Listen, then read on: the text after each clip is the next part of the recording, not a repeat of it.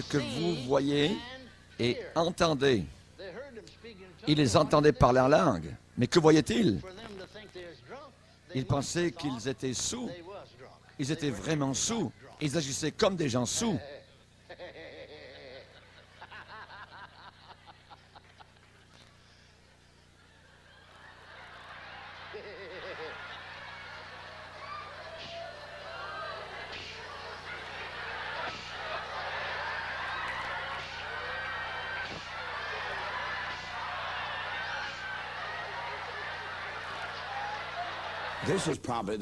C'est probablement le vidéo le plus important que j'ai jamais fait. Je crois que Kenneth Hagin est un des promoteurs d'une nouvelle vague de renouveau qui balaye l'Église d'Amérique du Nord et dans le monde.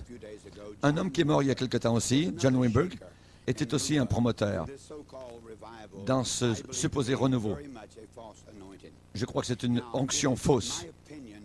C'est mon opinion maintenant que Dieu commence à juger ce renouveau et que Dieu permet que la vérité puisse être démontrée de ce supposé renouveau.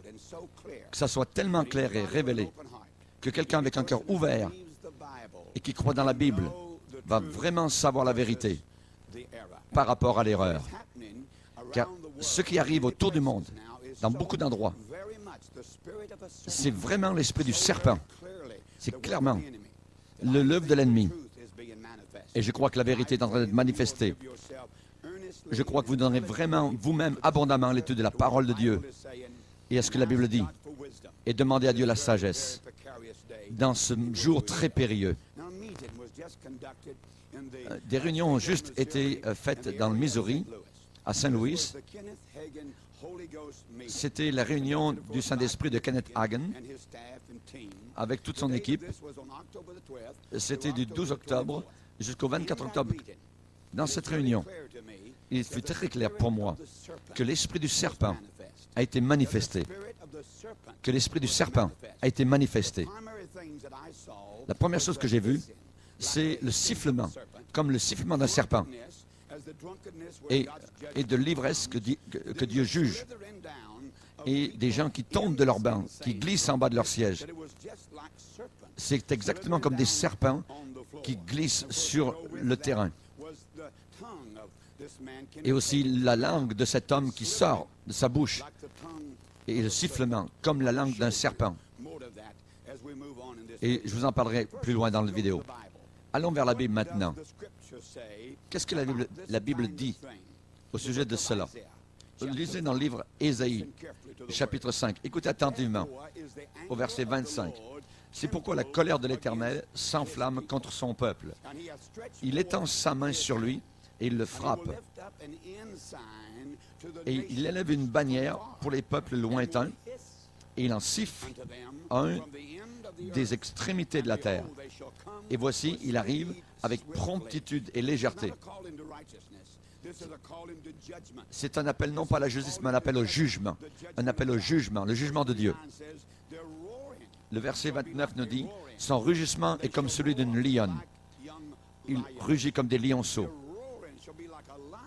Leur rugissement sera comme celui des lionceaux, comme des jeunes lions. Il rugira contre eux comme des lionceaux. En regardant la terre, on ne verra que ténèbres. Et il y aura au ciel l'obscurité. Ésaïe parle d'un jour de jugement, un sifflement pour attirer ces gens vers le jugement. Un rugissement comme celui du rugissement de lion. Il y aura la lumière qui va se tourner en ténèbres. Et maintenant, nous voyons cela directement de cette fausse onction. Dans Jérémie, chapitre 50 et verset 13, « À cause de la colère de l'Éternel, elle ne sera plus habitée, mais elle sera totalement une solitude. » Elle sera totalement une solitude. Tous ceux qui passeront près de Babylone, la Babylone spirituelle, seront dans l'étonnement et siffleront sur toutes ses plaies. Alors Dieu appelle un sifflement pour faire manifeste son jugement. Les gens qui sont détournés de la vérité est devenue une erreur, une fausse onction, une activité paranormale, et Dieu est en train de la juger. Et nous envoyons l'évidence de ce jugement à Saint-Louis. Écoutez à Kenneth Hagin lui-même, en train de prophétiser. Il est en train de prophétiser certaines choses et il parle de cette nouvelle chose, cette nouvelle onction qui vient. Il y aura une plus grande manifestation avec l'esprit de voir et de connaître. Il y aura une manifestation nouvelle des dons du Saint-Esprit. On va voir cette chose-là répandue. Ici un petit peu, ici un petit peu. Mais maintenant, bientôt tu vas voir cela. Maintenant, cela arrive. Bon, cela va arriver en octobre, à Saint-Louis, au cœur de la nation. Oui, oui, oui, oui, oui. Oh, oh, oh.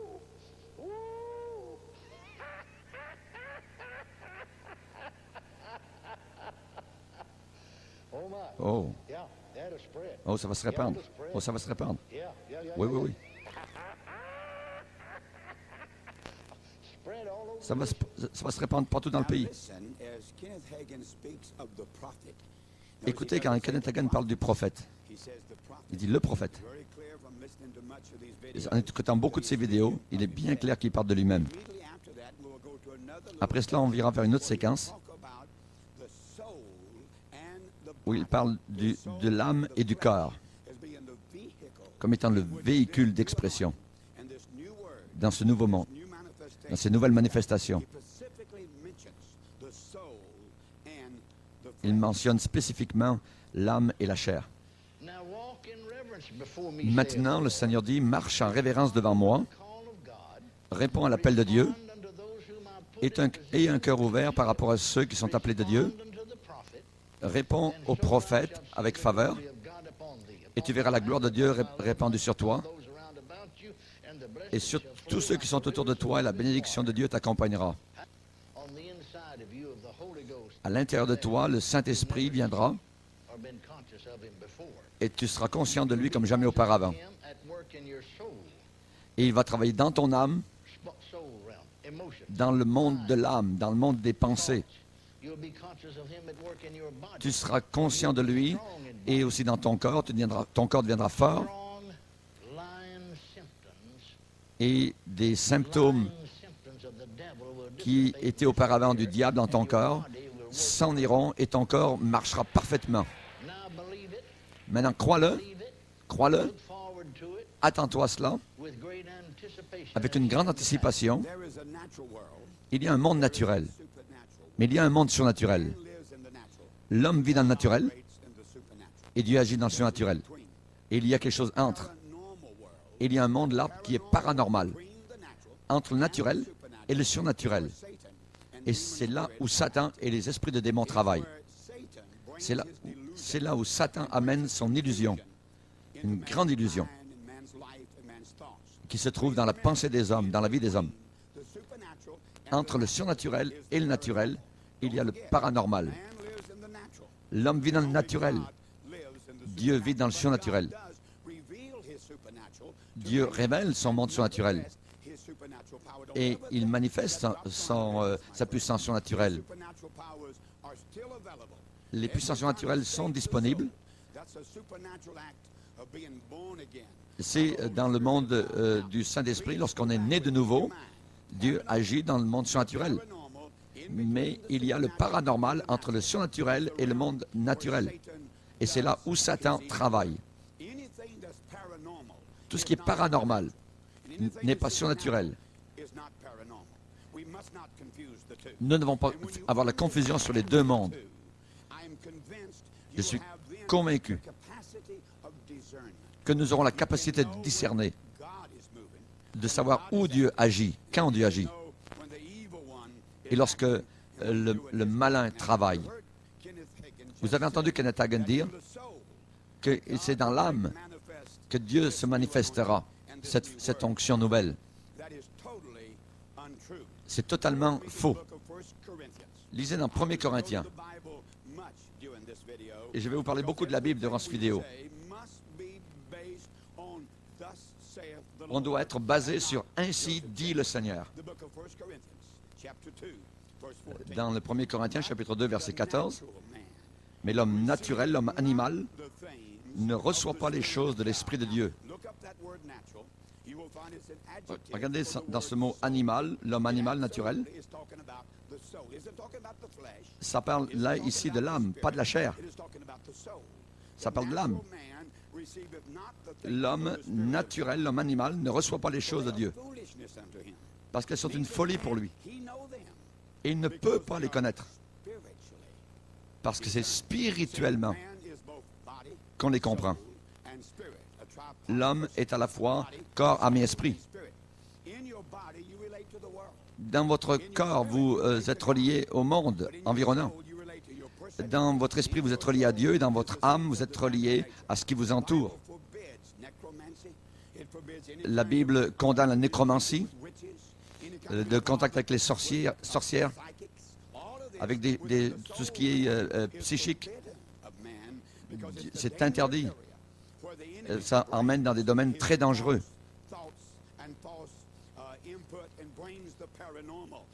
Et ça amène le domaine du paranormal en action. Et ce n'est pas les choses de l'Esprit de Dieu. Et l'homme animal ne reçoit pas les choses de l'Esprit de Dieu car elles sont une folie pour lui. Car elles sont spirituellement discernées. Dans la Bible, on nous parle des sorciers qui utilisent ces puissances psychiques. Dans Actes chapitre 8, il y avait un homme appelé Simon, un sorcier, qui utilisait la sorcellerie, qui se donnait pour un personnage important dans la ville de Samarie et qui exerçait la magie et provoquait l'étonnement du peuple de la Samarie. Tous, depuis le plus petit jusqu'au plus grand, l'écoutaient attentivement et disaient « Celui-ci est la puissance de Dieu, celle qui s'appelle la grande. » C'était de la sorcellerie. Acte chapitre 8, en commençant verset 9. Cet homme, Simon, étonnait les gens, ensorcelait les gens. Les gens disaient, cet homme a la grande puissance de Dieu. Ce n'était pas une forme de paganisme. Ce n'était pas quelque faux dieu d'une religion païenne. C'était une religion qui se proclamait être de Dieu. Et les gens disaient que cet homme était de Dieu. Alors, dans ma compréhension, depuis 1938, Hagin a été impliqué à ensorceler les gens avec la sorcellerie. Et les gens peuvent dire qu'il était quelqu'un de très grand, quelqu'un de très très grand. En 1938, il parle d'une jeune fille, une jeune fille qui était en transe. Il parle aussi de lévitation à la fin d'un appel en avant, qui était suspendue dans les airs. Il parle d'une femme de pasteur qui ne pouvait même pas bouger un seul de ses doigts. Et ces choses ont été dites par Kenneth Hagin dans ses réunions. Et il en parle depuis l'année 1938. Il y avait une jeune fille qui avait 16 ans.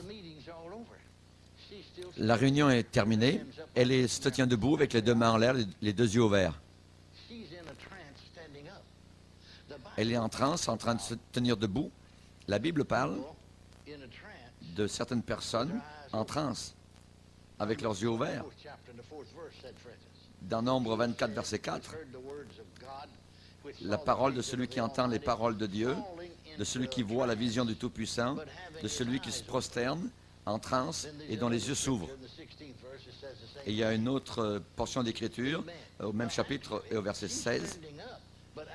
Cette jeune fille se tient debout, elle est en transe, et elle s'est tenue debout pendant 8h40 minutes.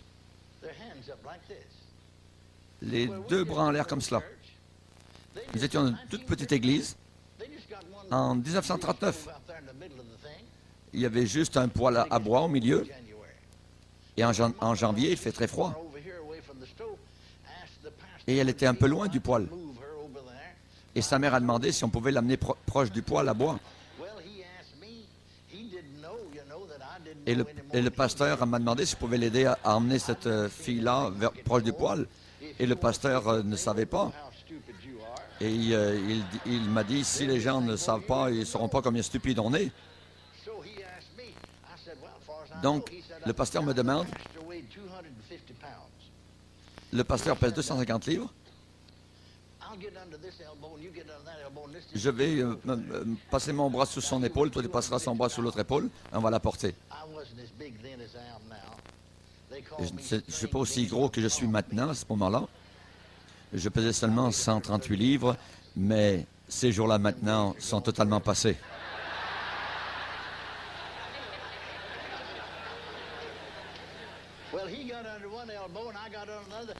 Alors, il s'est placé sous une épaule, moi sous une autre, et on n'arrivait pas à la bouger. Alors, elle s'est tenue là pendant 8h40 minutes.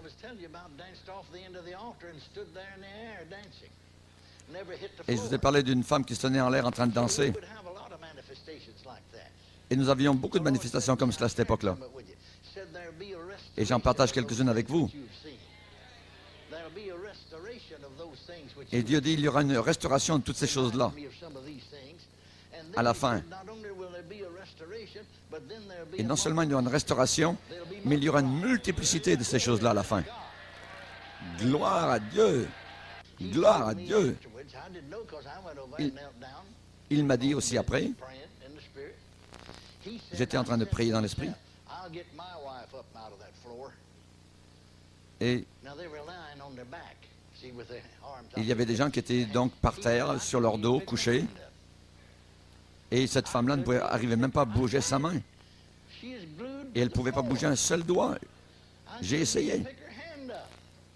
J'arrivais même pas moi-même à bouger sa main.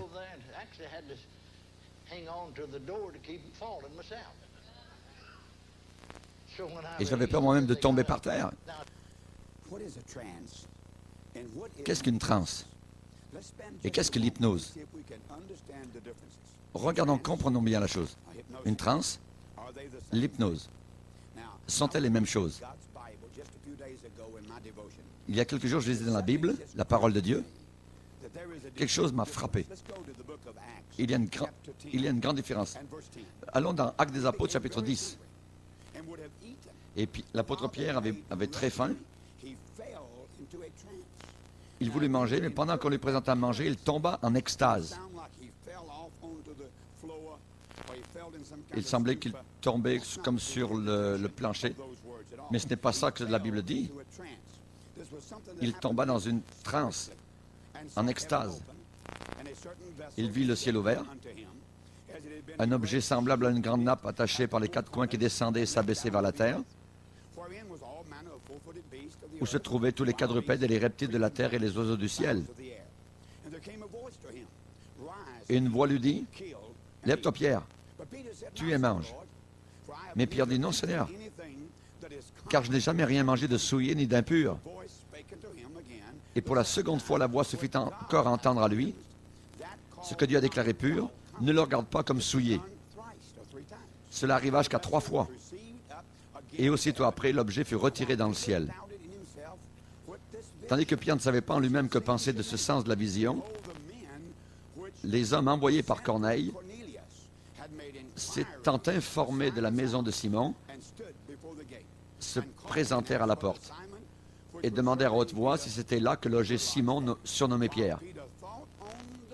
Et comme Pierre était à réfléchir sur la vision, l'Esprit lui dit, « Voici 3 hommes te demande et te cherche. Je vais vous donner un arrière-plan de ces choses. Dans le grec, ce que nous avons, nous, dans extase ou transe, c'est un état de gloire, de grande joie. Une merveilleuse expérience que donne le Seigneur. Le sens de cela aujourd'hui est différent, vient du monde occulte. Dans une condition comatique, un état de suspension, d'inconscience. C'est un mot qui a évolué au travers des âges, de quelque chose qui était au départ d'une merveilleuse gloire. Pierre a entendu un message de la part du Seigneur. Et là, dans un état d'inconscience totale aujourd'hui, quand on parle de transe. Et ça, c'est quelqu'un qui place quelqu'un d'autre dans cet état-là. Et l'apôtre Pierre parlait à Dieu, il avait une communion avec le ciel, il avait une communion avec le Seigneur. Le Seigneur lui parlait. Et il n'y avait aucun signe pour que lui, il soit délivré de cet état-là. Kenneth Hagin dit à ceux qui sont dans cet état-là, il le dit, il a dit à un jeune homme un jour, qui est allé en transe, la réunion avait été finie, dans un circuit de télévision fermé, il a regardé en haut à la télévision, il a vu qu'il y avait un jeune homme qui était dans une transe. Il a dit, il faut que j'aille le libérer. Alors, Kenneth Hagin s'en va, il touche, et le relâche, le libère. Entre l'apôtre Pierre, qui a une joie merveilleuse avec le Seigneur dans une vision, une extase, aucun état de stupeur, il a simplement, Pierre, un état de gloire avec le Seigneur, de communion avec le Seigneur merveilleuse. Et cet homme est Kenneth Hagin qui contrôle quelqu'un d'autre. Je veux que vous voyez cela. Et Kenneth Hagin est en train d'en parler.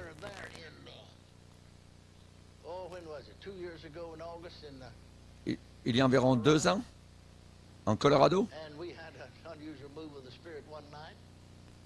nous avions un mouvement du Saint-Esprit un soir. Qui c'était? Hein? Darrell. L'homme qui joue la guitare.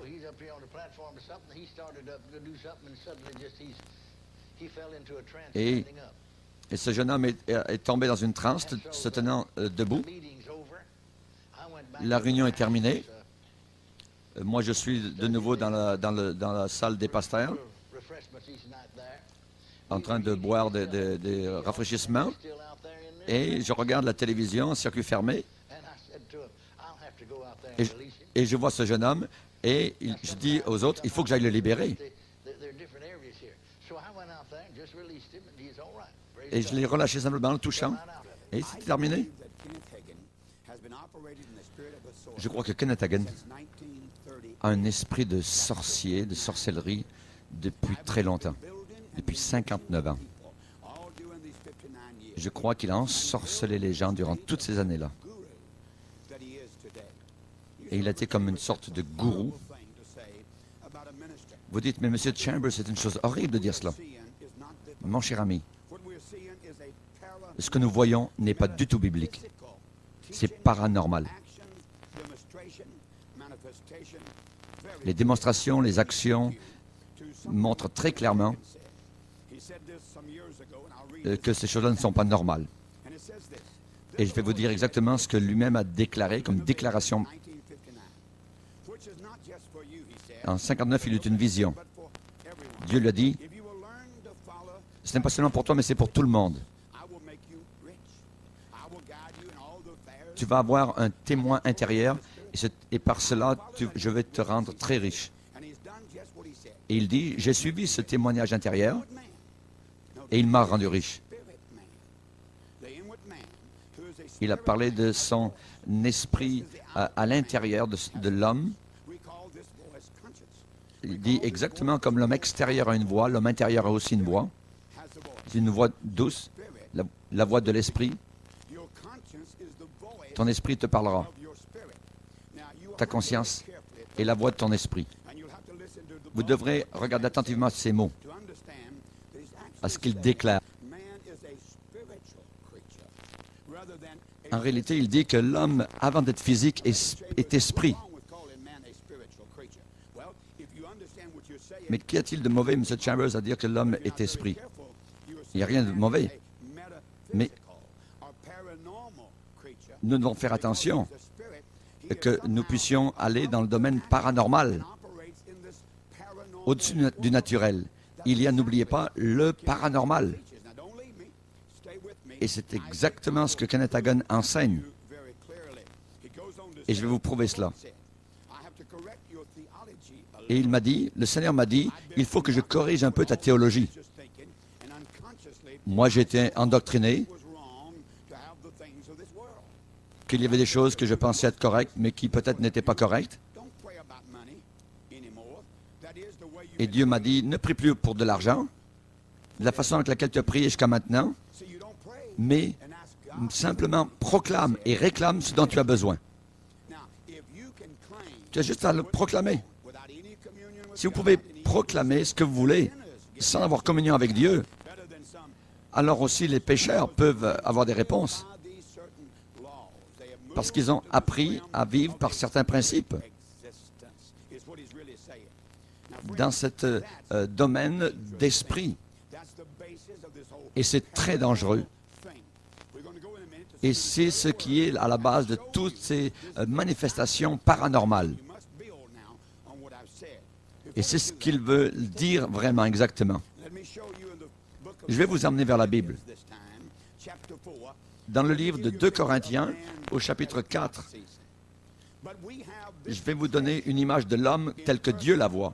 Au verset 7, nous portons ce trésor dans des vases de terre, afin que cette grande puissance soit attribuée à Dieu et non pas à nous. Nous sommes pressés de toute manière, mais non réduits à l'extrémité, dans la détresse, mais non dans le désespoir, persécutés, mais non abandonnés, abattus, mais non perdus, portant toujours avec nous dans notre corps la mort de Jésus, afin que la vie de Jésus soit aussi manifestée dans notre corps. Où cela? Dans notre corps. Nous sommes humains. Nous sommes physiques. Nous sommes sang et chair. Et nous savons que la chair et le sang ne peuvent pas hériter le royaume de Dieu. Il va falloir qu'il y ait une glorieuse transformation à la résurrection. Ce qui est corruptible ne peut pas hériter l'incorruptible. Il faut que l'homme passe d'un état corruptible à un état incorruptible par la résurrection, par la mort, à la résurrection. Et tout cela, c'est de la théologie fausse, de ce qu'on appelle la théologie des fils de Dieu manifestés, ou la pluie de l'arrière-saison. Certains l'appelleront la pluie de l'arrière-saison, d'autres l'appelleront l'armée de Joël. Et on entend beaucoup de termes différents qui ajoutent plus ou moins à la chose. Toronto, évidemment, est une grande partie de cela. Je vais vous lire d'une vision, d'une prophétie que la femme d'un pasteur à Toronto a eue. Son mari, c'est John Arnott. Je vais vous la lire. À Toronto, dans le même mois, c'était cela par Internet, en écoutant le sermon intitulé « La formation d'un guerrier ». Et pendant 20 minutes, elle était sur le sol, couchée par terre, avec deux épées dans la main. Elle tenait ces deux épées-là. Et Dieu a dit, elle prophétisait, « Ceci est mon épée ». Mais la façon avec laquelle tu as utilisé auparavant mon épée, tu devras les rejeter totalement, les jeter. Et maintenant, je vais te donner une nouvelle manière. Tu as été habitué aux anciennes façons d'agir auparavant. Maintenant, tu dois rejeter tout cela. Et je vais te donner de nouvelles méthodes et une nouvelle chose. Et cela, c'est la pluie de l'arrière-saison, la théologie de la pluie de l'arrière-saison.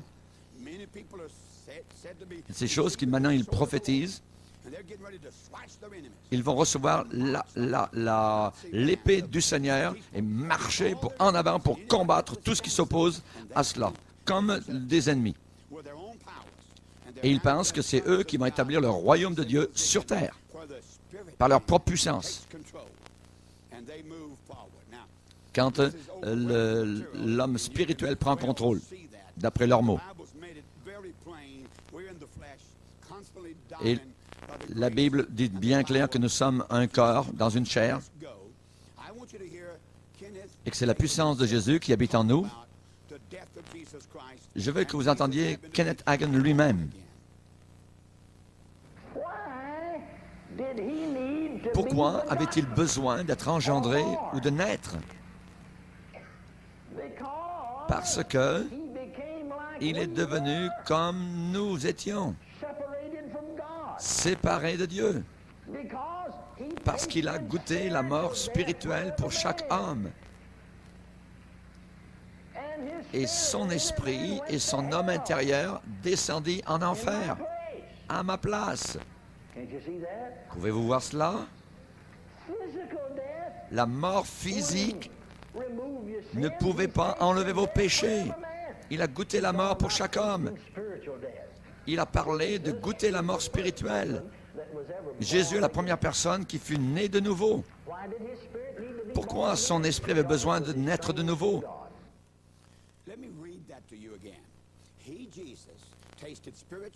Jésus a goûté la mort spirituelle et l'homme intérieur est descendu en enfer. Son homme intérieur est descendu en enfer. La mort physique de Jésus ne pouvait pas ôter vos péchés. Il a goûté la mort spirituelle pour chaque homme. Il a goûté la mort spirituelle. Il est descendu en enfer. Il a été entre les mains de Satan et des démons. Et là, il est né de nouveau en enfer. Il est né de nouveau. La Bible dit vraiment différemment. À combien plus forte raison, le sang de Christ, qui par un esprit éternel s'est offert lui-même, sans tache à Dieu, purifiera-t-il votre conscience des œuvres mortes, afin que vous serviez le Dieu vivant? Un autre verset dit, nous sommes sanctifiés par l'offrande du corps de Jésus-Christ, une fois pour toutes. Allons maintenant vers Kenneth Copeland, un autre prédicateur qui a suivi Kenneth Copeland. Généralement, quelqu'un qui suit un autre prend sa théologie et l'emmène à un autre niveau, rajoute autre chose. Écoutez bien Kenneth Copeland, ce qu'il a à dire. Il prend la chose à un autre niveau. Jésus devait aller par le même état de mort spirituelle afin de payer le prix. Maintenant, ce n'était pas la mort physique sur la croix qui a payé le prix pour le péché. Parce que si ça avait été cela, n'importe quel prophète de Dieu aurait pu mourir depuis 2000 ans.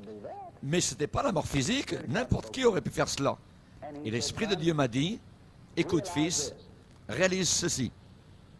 Suis-moi maintenant et ne laisse pas ta tradition religieuse te jouer des tours. Il m'a dit, pense de cette façon maintenant. Un homme né 2 fois a vaincu Satan dans son propre domaine.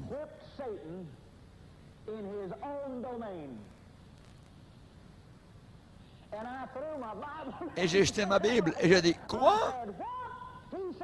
Et il m'a dit, un homme né de nouveau a défait Satan. Le premier qui a, frère, parmi beaucoup d'autres, qui a défait Satan. Et il m'a dit, tu es l'image même et la copie même de celui-là. Et j'ai dit, quoi? Oh! Et j'ai commencé à comprendre ce qui se passait là. Et j'ai dit, eh bien, Seigneur, tu ne veux pas vraiment dire que j'aurais pu faire la même chose? Et il m'a dit, oui, si tu avais eu la connaissance de la parole de Dieu que Jésus avait, tu aurais pu faire exactement la même chose. Parce que toi aussi, tu es un homme né de nouveau. Comme vous pouvez entendre, Kenneth Copeland a emmené cela à un autre niveau. Ça ne veut pas suggérer que Kenneth Hagin ne croit pas cela. Mais Kenneth Copeland l'a dit simplement différemment. Que la mort de Jésus sur la croix, et je paraphrase, si la mort de Jésus sur la croix aurait pu nous sauver par le sang physique de Christ qui a coulé, alors n'importe quel prophète de Dieu, depuis 2000 ans avant Jésus, aurait pu faire la même chose. Et Kenneth Copeland continue à dire, le Saint-Esprit lui a dit, tu aurais pu faire la même chose.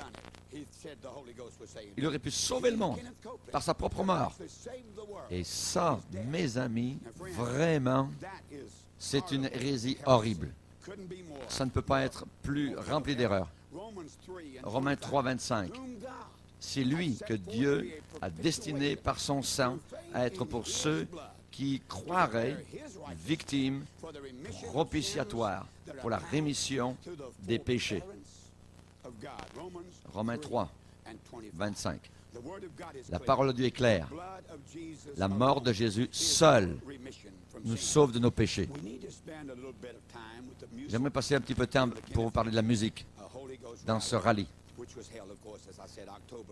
en octobre 97 avec Kenneth Hagin.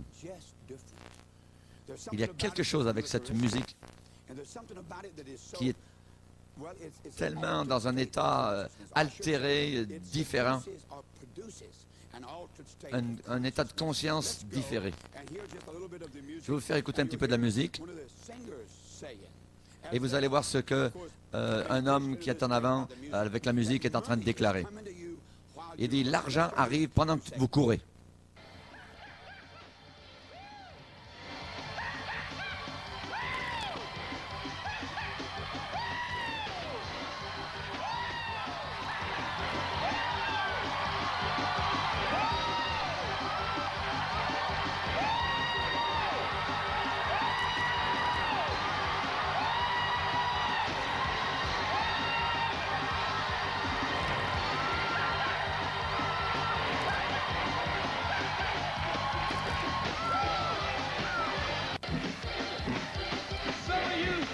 L'argent vous arrive pendant que vous êtes en train de courir.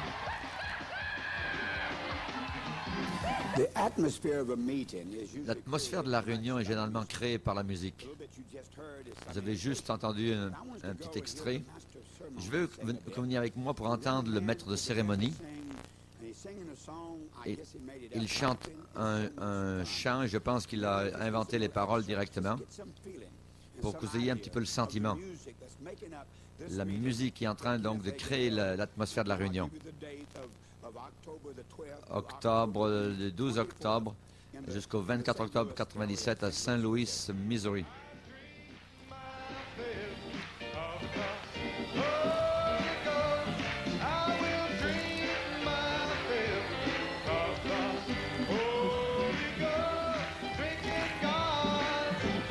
Boire au Saint-Esprit.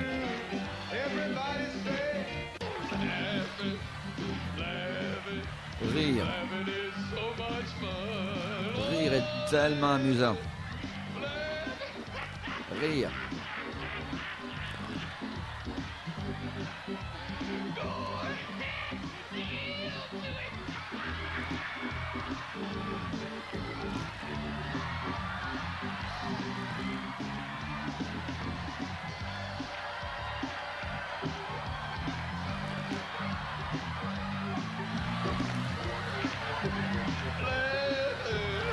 Rire. C'est tellement le fun. Tellement amusant.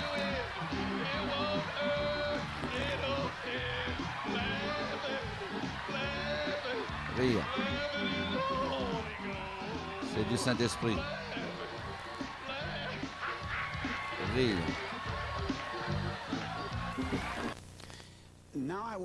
Je veux aller avec vous au cœur de cette vidéo. Cette idée d'ivresse. L'ivresse. C'est une idée qui sature cette nouvelle onction. Les gens disent que c'est Dieu qui envoie cela. Toujours dans la Bible, l'ivresse est un signe du jugement de Dieu et jamais un signe de la manifestation de Dieu. L'ivresse dans les Écritures est un signe de Dieu qui juge la folie et un éloignement des Écritures qui ont tourné donc la vérité en mensonge. C'est une image de la fausse onction. Il y a une trinité diabolique impie dans la Bible. Satan qui essaye d'être comme Dieu, le faux Christ qui essaye d'être comme Jésus et le faux prophète qui essaye d'être le Saint-Esprit, de représenter le Saint-Esprit. Apocalypse 17, verset 6. Et je vis cette femme ivre du sang des saints et du sang des martyrs de Jésus. En la voyant, je fus saisi d'un grand étonnement. Et l'ange me dit, pourquoi t'étonnes-tu? Je te dirai le mystère de la femme et de la bête qui la porte, qui a les 7 têtes et les 10 cornes. La bête que tu as vue était, et elle n'est plus. Elle doit monter de l'abîme et aller à la perdition. Et les habitants de la terre, ceux dont le nom n'a pas été écrit dès la fondation du monde dans le livre de vie, s'étonneront, seront dans un grand étonnement.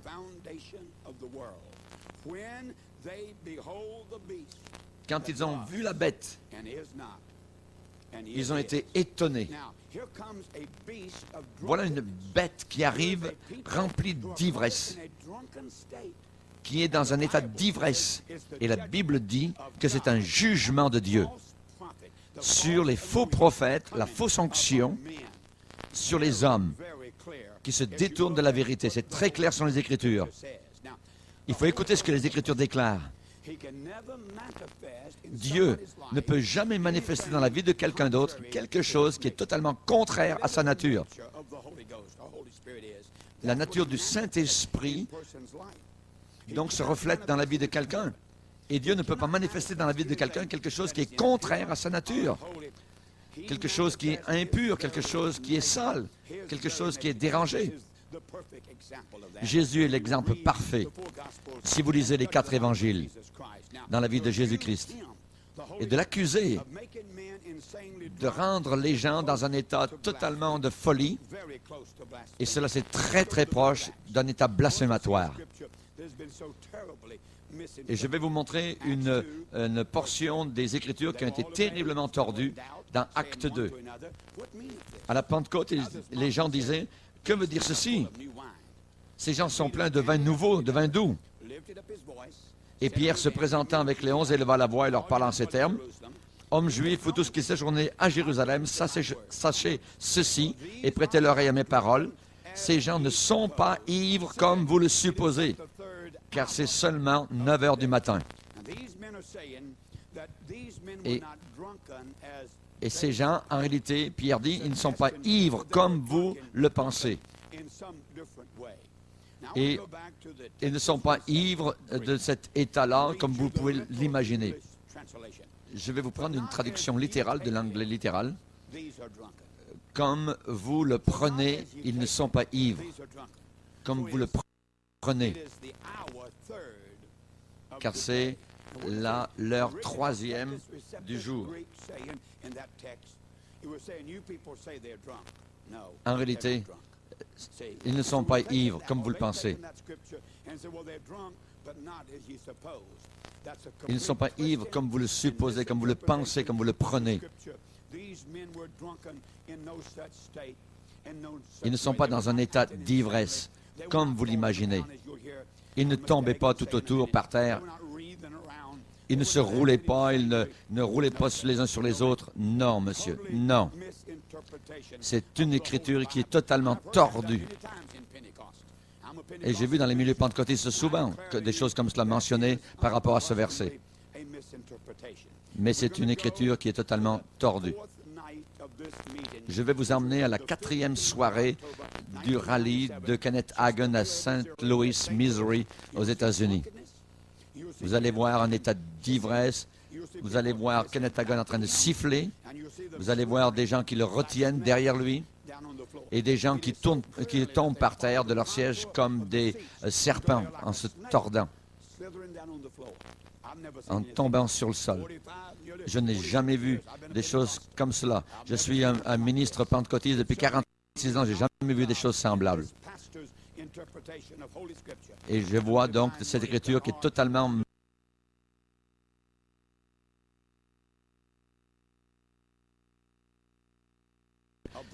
pour la compréhension du Saint-Esprit. Rire, parler tout le temps. Il est plein d'un mauvais esprit. Mais vous n'êtes pas ivre du Saint-Esprit. Ils ne sont pas ivres comme vous le supposez, car c'est seulement la 3e heure du jour, 9 heures du matin. Ce que maintenant vous voyez et entendez. Ils les entendaient par la langue, mais que voyaient-ils? Pour qu'ils pensent qu'ils étaient ivres, ils devaient vraiment être ivres. Ils agissaient comme des sous.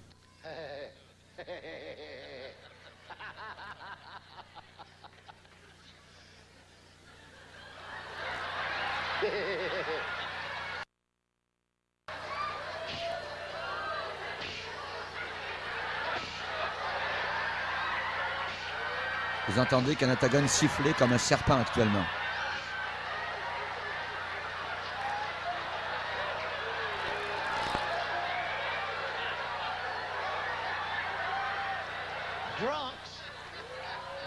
Des gens sous tombent par terre.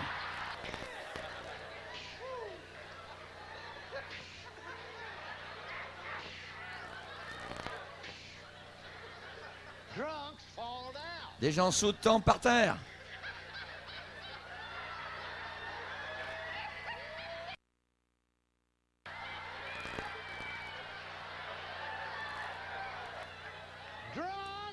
Les sous tombent par terre.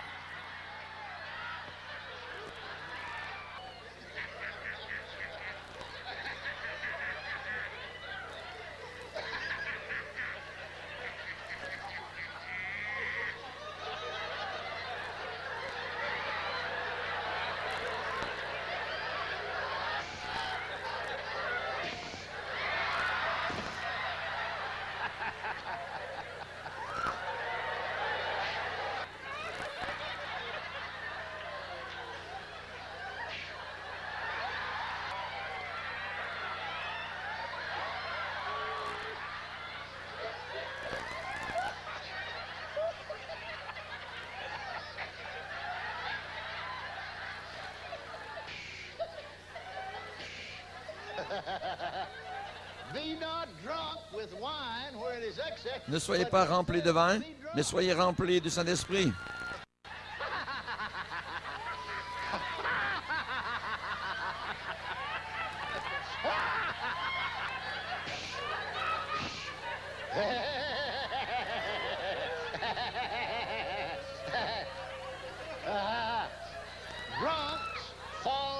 Les gens sous tombent par terre.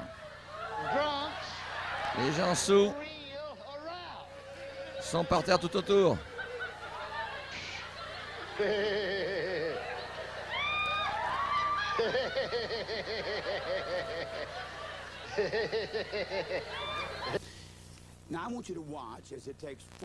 Maintenant, je veux que vous regardiez, il faut 4 hommes pour tenir M. Kenneth Hagin, pour le ramener sur l'estrade. 4 personnes. Ensuite, il fait tomber par terre ses coéquipiers. Il fait tomber par terre ses coéquipiers. Et regardez bien, il regarde sa montre. Quelle performance! Quelle performance!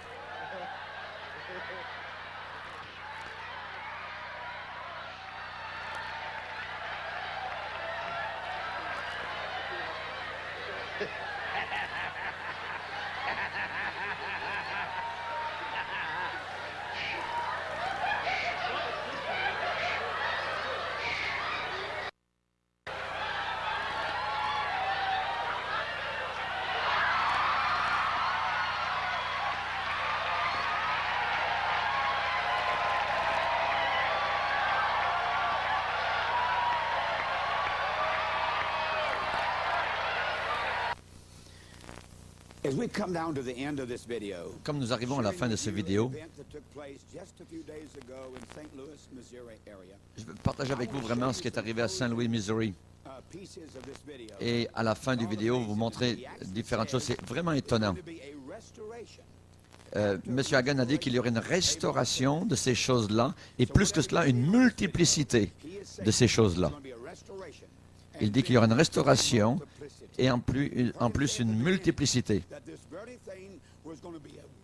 Que cette chose serait une vague que l'on verrait partout en Amérique du Nord et partout dans le monde entier. Regardez la dernière soirée, le 24 octobre 97. Il a prié pour tous les pasteurs qui étaient là, tous sont tombés par terre. C'était étonnant de voir tout ça. Ensuite, il les renvoie pour propager ce virus spirituel. partout en Amérique, dans toutes les villes et communautés américaines et dans le monde. Très important de voir cela. Hallelujah! Restoration! Restauration, Joy! Wow! la joie, Joy! Joy unspeakable and full of glory. la joie ineffable et pleine de gloire.